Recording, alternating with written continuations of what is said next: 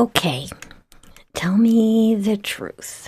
Have you ever had one of those days where you feel so utterly overwhelmed, so unfocused, so friggin' frazzled that you're bouncing back and forth between 5 different unfinished tasks with your shoulders virtually attached to your earlobes, your teeth clenched so tightly together that you just realized your ears are ringing. And somewhere out there, you recall reading something somewhere where someone said, you need to sit quietly and meditate for 30 minutes. No. All right, let me be honest. The overwhelmed part, real, like regularly during some seasons in my day job. Longing for a meditation cushion in 30 minutes of silence? Yeah, not. And don't get me wrong, I have nothing against meditation. I really actually did do it every single day for many years. And the reason I stopped is kind of a funny story, maybe for another day. But I never, ever ended up getting back into that habit.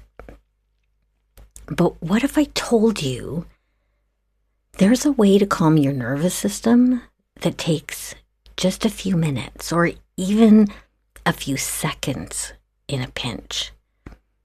No perfectly quiet room, no candles, no cushions at all. And what if I told you that if used consistently, it can literally begin to rewire your brain to handle stress differently? We've talked about mindfulness before on this podcast because I am a big fan of mindfulness. But today I want to go a little deeper into the neuroscience of what I like to call mindful micro moments, or mindfulness for people who don't have time for mindfulness, and how waiting for your coffee to brew, sitting in traffic, or even a pause before you walk in a door can actually help regulate your nervous system, improve your focus, and build real resilience without a cushion, without chanting, and without pretending your brain is ever going to be completely quiet. So let's dig into that.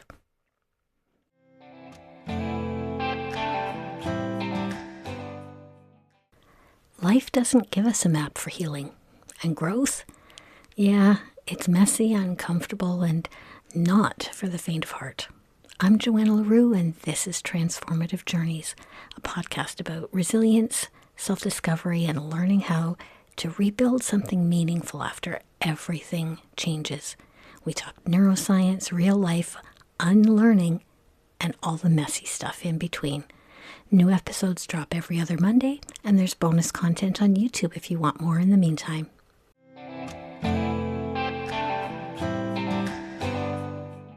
Welcome back to Transformative Journeys with Johanna. I'm your host, and what if I told you that some of the minutes you currently waste scrolling your phone thinking that the distraction is calming you actually have seconds in them that you could actually put to good use to help your brain really calm the hell down? No bullshit, no woo, no esoteric occult practices or specialized training at all needed. Things that are so simple you might accidentally be doing them pretty often now, just maybe not at times when your brain actually needs it. So let me take a quick step back here and say that I think mindfulness really has a bit of a branding problem because most people immediately associate it with meditation or something similar and think that it requires time, silence, and a personality trait that they don't actually have. It's sort of been packaged as sitting still, scheduling time for it, clearing your mind, or some form of doing it right. And if all of that sounds like a totally not your thing kind of thing, you just assumed mindfulness wasn't for you. Meanwhile, you're standing at the microwave, reheating your coffee for the third time this morning while checking your emails on your phone and wondering why your jaw is clenched like you're heading into, an arena with a lion. But I'm going to share a not-so-secret secret with you. Mindfulness has zero to do with clearing your mind. You certainly don't need to schedule it into your already busy day, and you definitely don't need to sit still to do it. And it works. And do you know why it works? Because you were born with a brain that's wired to self-regulate itself, if you teach it how. So unless this is your first rodeo with me, it's going to be no surprise that I'm going to step into a bit of brain science for a minute here. When you're feeling stressed, overwhelmed, frazzled, there's two major players in your brain involved.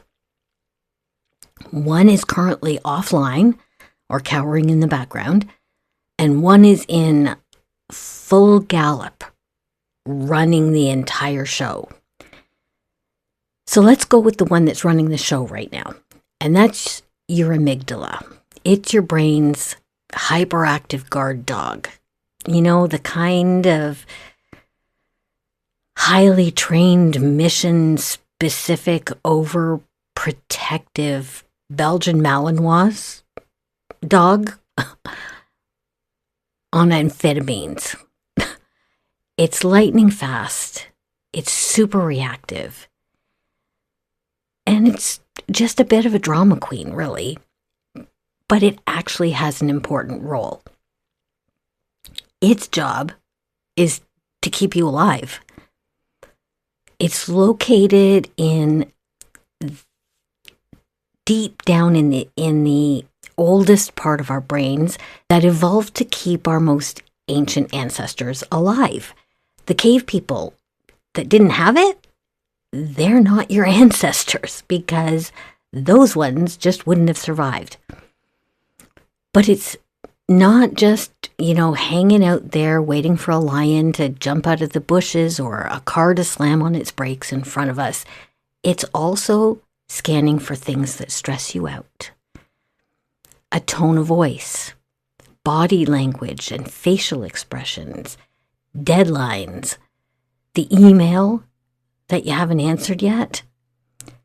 In modern life, let me tell you, it is not getting many breaks because the reality is that it can't tell the difference between that lion waiting in the arena and your inbox. So it's firing all the time, and when it fires, another of its jobs is to flood our system with stress hormones like cortisol and adrenaline, the things that help those ancestors prepare to run or to fight, hence the term fight or flight system.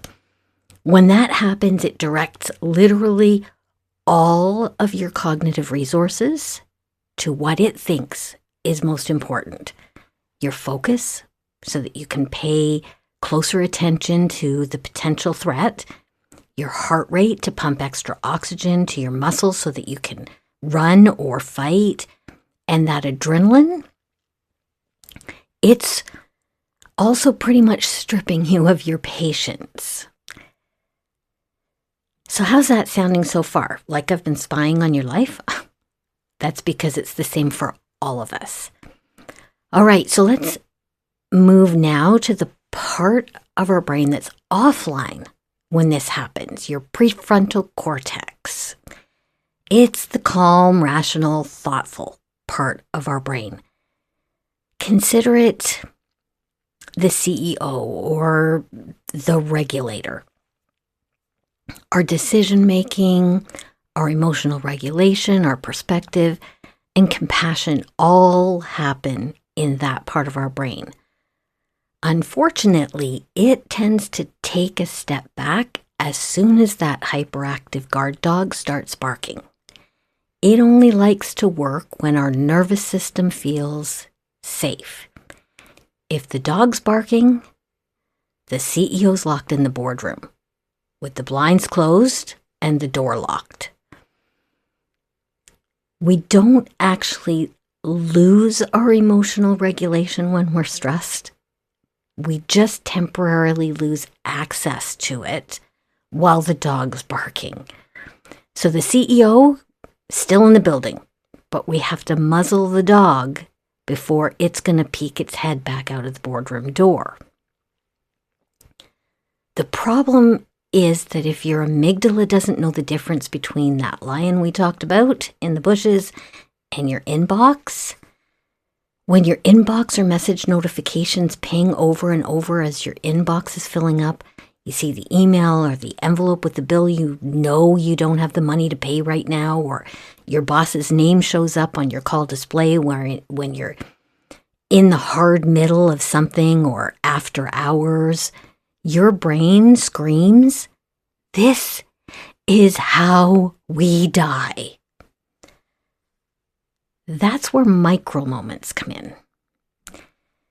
Mini moments of mindfulness that can help bring your prefrontal cortex back online.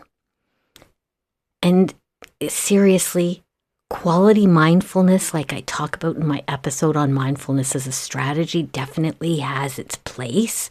And I will continue to encourage it until the cows come home. But your brain doesn't need 30 or 15 or even 10 minutes to shift into a slightly calmer, quieter state of mind. What can work when you just don't have that 30, 15, 10 minutes kind of time is interruption, awareness, and just an intentional pause, even for a minute or a few seconds if you're in a pinch, which might sound almost too simple to work until you understand what your brain's actually doing in that moment. So for me, a micro moment might mean stopping to actually pay attention while I'm filling my water bottle up at the cooler in the lunchroom at work. Maybe just listening to the sound of the water swishing around in the bottle as it fills, not because I'm some kind of super cool Zen type person. Seriously, I'd love to be, but I'm not even fucking close. I know it works to start shifting me out of that tight-chested, brain feels like it's on fire, fight or flight mode, where I can feel my guard dog running the show. Funny thing about that whole water bottle thing, though, is that sometimes it makes me feel like I have to pee. But that, of course, just gives me a slightly longer pause moment because now I have to go to the bathroom before I head back to my desk. But anyways, the cool thing about this is that pause, when you pay attention to your breath or focus on a moment or activity for just a few seconds, like even just a few seconds, sends a message to your nervous system. It kind of gently pats your guard dog on the head, smooths down its hackles, and reminds it that we're not actually dying. You're telling it, it's all right, we're okay. That little pause can start to lower cortisol and adrenaline and activate what's called our parasympathetic nervous system and allows our CEO to peek its head out of the boardroom door. And just because I find some of this stuff absolutely friggin' fascinating, and because it's my show and I get to talk about what I want to, let's talk about that parasympathetic nervous system, because for me, what helps me remember to actually do some of this stuff, well, most of the time, anyways, I always say perfect has been canceled until further notice, is understanding why something works. What's happening behind the scenes that makes it work? Our parasympathetic nervous system is the part of our nervous system that takes control after stress has been activated, when it's time to slow our heart rate, calm our body down, reduce those stress hormones. It likes to restore what's called homeostasis, which is just a fancy term for balance in our bodies. Sometimes it's referred to as the rest and digest state. I recently heard the slightly less elegant feed and breathe system in our nervous system. When we pause even for a few seconds and bring attention to something in the present moment, maybe it's your breath, maybe it's a bird singing out your window, maybe it's that you have to pee because the water swirling around as you fill up your water bottle has activated your bladder. We're activating that parasympathetic nervous system, which counteracts the sympathetic fight or flight of our amygdala, which automatically starts increasing the activity in our prefrontal cortex. So you're not just feeling calmer, you're letting the CEO out of the boardroom to take charge of the operations again. And that shift, it's not going to magically provide you with Zen-like calm and serenity. God knows I will never have that. But it will move you out of the house is on fire mode and back into, I think someone burnt the toast and set the fire alarm off. And sometimes, we've just got to take what we can get. All right, so over time, though, with repetition that lets your brain and body know that ultimately you've got this, your brain starts to build new, calmer, less easily triggered neural pathways that start to respond a little more calmly to stressful situations. That's neuroplasticity. And I know it's like a much referenced term in recent years, but it's the capacity of our incredible brain to rewire itself. A kind of fancy way to say that our brain changes and gets better at what it practices. Practice rushing, practice knee-jerk reacting, practice letting yourself stay stressed and anxious. Your brain gets better and better at doing just that. But if you practice pausing, paying attention, and some sort of action to help you regulate yourself, even in tiny, imperfect moments or when you don't feel like you're getting it quite right, and that was in quotes, right? Guess what? Your brain starts to develop that pattern in your nervous system. And slowly it begins to trust that this is just how you are. We can't eliminate stress. And we can't eliminate things that cause a reaction in us. What we can do is train our brains how to come back to homeostasis just a little faster and stay regulated for just a little longer. So here's the unfortunate truth. One deep breath or a meaningless mantra isn't going to fix our guard dog's propensity to react. God knows I wish it could. But the more often we pause, take that breath, stop to pay attention, take that moment, the more reflexive to a more automatic self-calming type of response it becomes over time. Not avoiding stress, because we can't do that. This is how we become more resilient to it. And that's really the goal, right? So let's get into some strategies you can take away with you next. Okay, time for a quick pause, and hold on. Don't go reaching for that skip 15 seconds button. I see your finger twitching. But if you're getting something out of this episode, following and sharing costs you nothing. And neither do the tools that I've created to support you.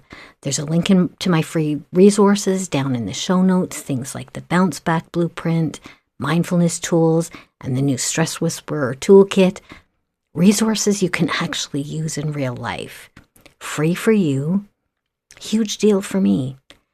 And if you ever want to help keep the podcast running, there's always a Buy Me a Coffee link in the show notes as well. Or you can just keep listening. That works too. All right, let's get back to it. I want to throw this bit of food for thought at you now, because I want to rewire how you think about calm. Calm isn't something you find outside of yourself. It's something you practice in small actions and choices until your brain starts choosing it automatically. And don't confuse calm with serene. At least I sure don't. For me, serene is the utter calm of sitting on my back deck, listening to the birds sing, watching the sun go down, or sitting by the water, listening to it gurgle down a stream or lap up against the shore. That's serene. Calm, on the other hand, is more of a state of mind that I can stop to feel for a minute in between doing things, or that I can bring myself to with a few deep breaths or a 5 senses exercise if I'm feeling tense, or even just move closer to by walking slowly towards a meeting room and taking a second to pause before I walk in the door, or taking a micro moment right before I hit join for a virtual meeting. Because unfortunately, one of the things our brain does really well is choosing chaos over calm, especially if that's what we've practiced all our lives. And that, my friends, is where this whole mini moments of mindfulness thing really gets powerful. So let's take all of this out of our brains, sort of, and into real life, because real life is where you can either lean in and decide it's time for your brain to go back to canine basic training, or you can go back to scrolling. No judgment, it's your guard dog. Let's start with the coffee pause. How about if instead of grabbing your phone while your coffee brews or reheats and starting to scroll and absorb, 9 advertisements trying to sell you something, 4 problems that you have no control over, 9 negative political posts, and your aunt's new crochet project on social media, you just stand there, feeling your feet on the floor. You pay attention to your breathing. You smell the coffee brewing. And act like the calm, centered, regulated adult that you want to be for the 23 seconds it takes for the Keurig to brew your cup of coffee. That is a super cheap nervous system reset right there. And if you don't drink coffee, try my water bottle pause instead.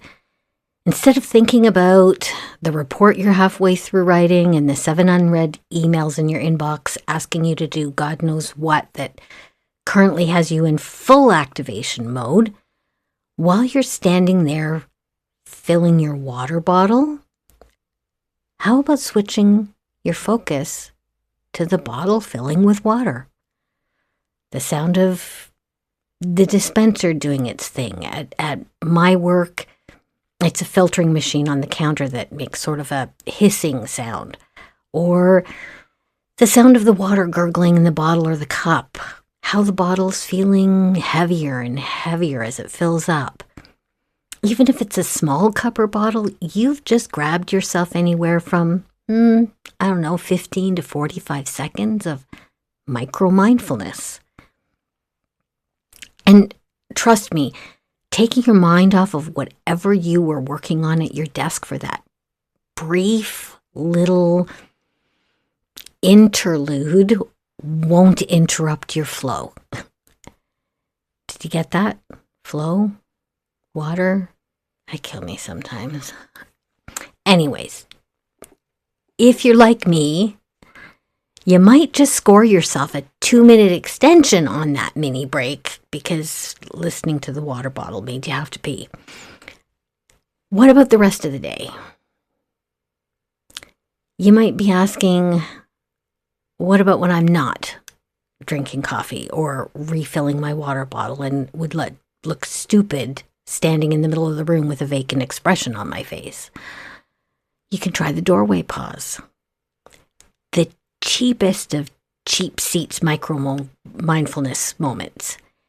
Every time you walk through a door, and especially before you walk through the door to a meeting, pause. One focused, paid attention to breath in, one focused, paid attention to breath out. Why? Because you're interrupting your autopilot and you're giving your brain one breath to transition into the next arena of focus. And if you're worried that you might look stupid standing there doing nothing for 3 whole seconds, you won't. Nobody is going to notice. We really do think people pay way more attention to us than they actually do. And there's studies to show that. It's called the spotlight effect. But if you really are worried about that, physically shift or adjust something, pretending you're smoothing your sweater or your jacket down, adjusting your tie, shifting your laptop or paperwork. But seriously, nobody is going to notice it anyways.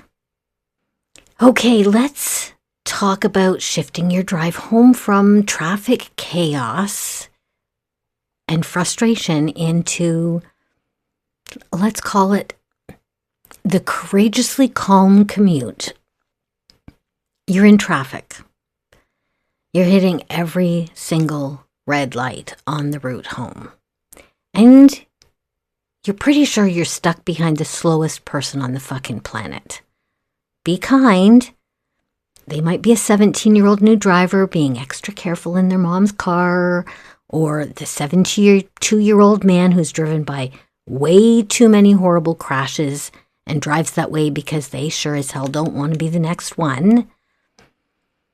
I really try hard when I'm finding myself frustrated beyond all reason behind the wheel to take a breath and remember that not everyone has a lead foot like me, and no self-recriminations about my annoyance, no perfection, because God knows at the time my frustration is real, and I don't check that frustration every single time, but I do at least try.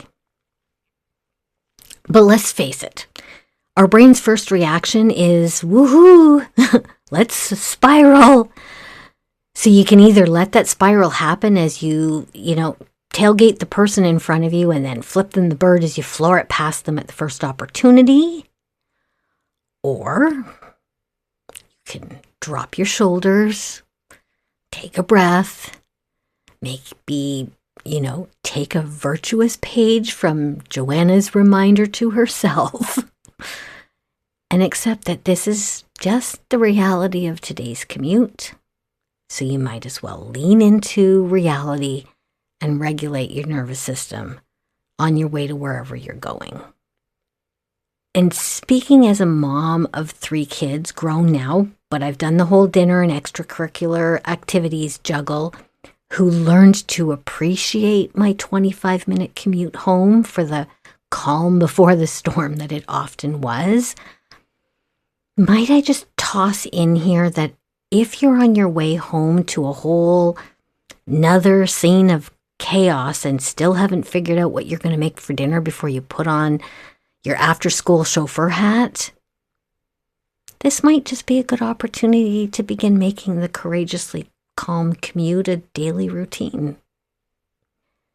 The truth is that we have a whole bunch of opportunities throughout our days to incorporate moments of mini mindfulness that can add up to a shit ton of brain retraining. How about taking a breath and doing some kind, generous, and compassionate people watching while you're stuck in line at the grocery store? Did you ever notice that there's always music playing there? Listen to it while you inconspicuously, of course, look around at the people around you. Appreciate the diversity of people that surround you. We really do come across a fascinating variety of people during our day. Take a moment to smile at the harassed mom telling her kid for the 10th time that no, they cannot have one of the chocolate bars strategically placed at the checkout line, or at the elderly man with the same Wonder Bread 6 bananas and carton of homogenized milk that he's bought every week since he had to start shopping for himself. Or that cute young couple that probably just recently moved in together with a cart full of junk their moms would never approve of. One of the things that I've started doing is I power pack my teeth brushing time. I've started to do some of what's called habit stacking, and one of those things that I do is while I'm brushing my teeth, I'm also doing 10 squats and some focused breathing. Washing your hands is also a great time to take a mini moment of mindfulness. Everyone expects you to stand there washing your hands long enough to sing the ABCs, so instead of rushing through it, try focusing all your senses on what you're doing. The sound of the water running, feeling the temperature of the water and looking at the lather, smelling the scent of the soap. Because you see, this isn't about becoming perfect or even thinking that we're going to be able to meet every stressful event that happens in our lives with flawless calm. We're not. We're humans living a very human experience of the messy day-to-day life that is ours, along with chaotic and unexpected events. And with a nervous system that just really wants to keep us safe, physically and socially. So it sees lions in every shrub, shadow, cupboard. What this is about is catching yourselves in the moments during your regularly scheduled chaos. Noticing your triggers, whether that's feeling rushed, irritated, overwhelmed, or overstimulated, and even briefly hacking in to interrupt the pattern in real time. So this week, instead of giving you reflection prompts, I'm going to do something a little different. I'm going to leave you with a challenge, because the challenge will actually kind of require you to do some reflection and thinking. And like I always say, be kind and self-compassionate, because I want you to look for times and spaces to apply my challenges. But here's what I want you to do. I want you to try the 3-second challenge. For the next 2 weeks, until we meet here again, I want you to pick one moment every day where you insert a pause. Even just 3 seconds. Maybe that's a breath or two. Maybe that's just a conscious drop of your shoulders before you step into a room. Whatever. That's it. Don't add more to your already full plate. Build it into your current life and the reality of what you do in your day-to-day life.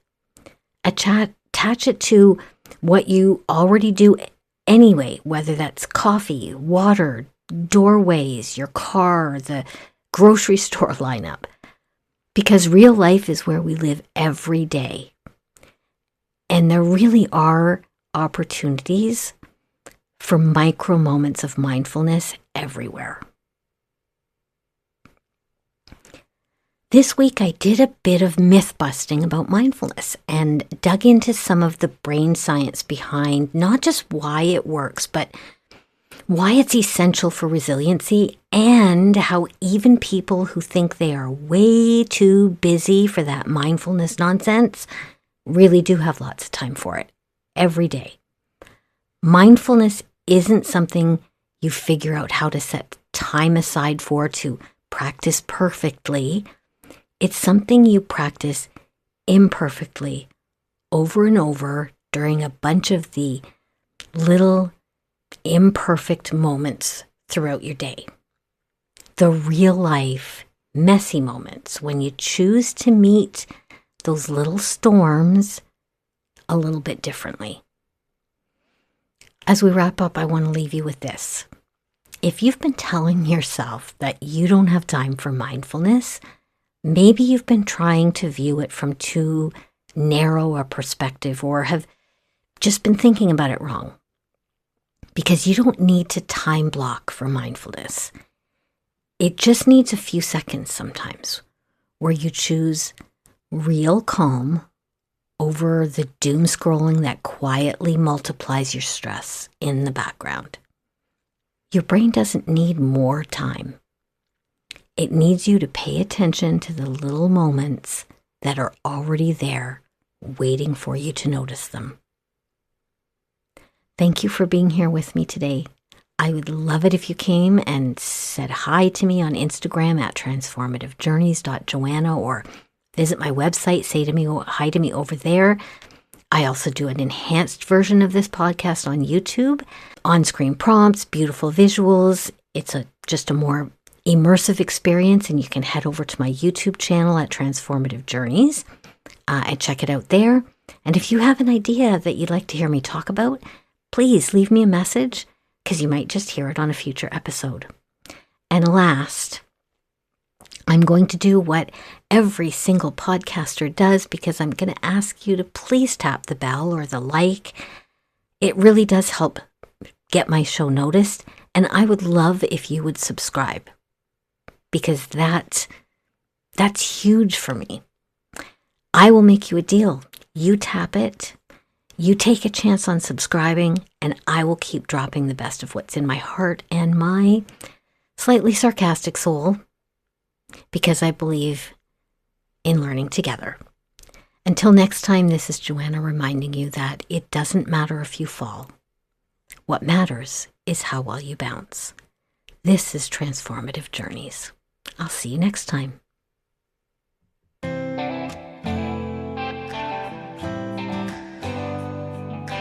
Your support helps me keep creating free tools and honest conversations. Because let's be real, even when you love what you're doing, sometimes it takes a whole lot of metaphorical duct tape to hold it all together. If you'd like to toss a little love into the duct tape fund, you can now support the podcast at buymeacoffee.com. I'll put a link in the show notes.